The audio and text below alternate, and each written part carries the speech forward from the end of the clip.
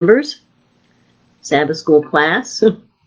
Our lesson today is about idolatry and education, but I'm calling it modern idolatry. There are some very sophisticated forms of idolatry out there today, isn't there?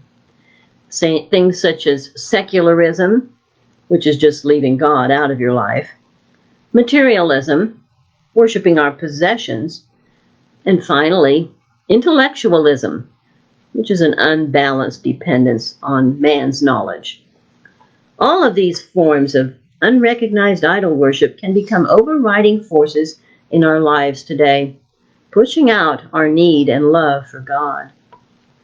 Even those who are giving worship of God its rightful place must be cautious about traditions that can take the place of God's clear desires.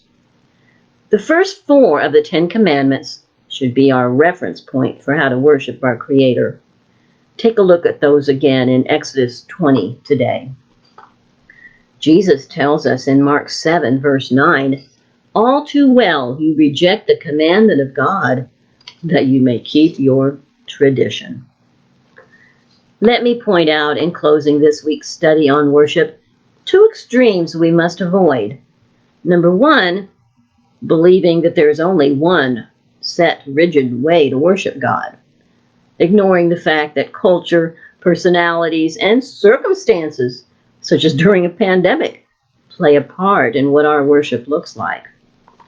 And number 2, believing that God has not set any guidelines and that all forms of worship are acceptable to Him.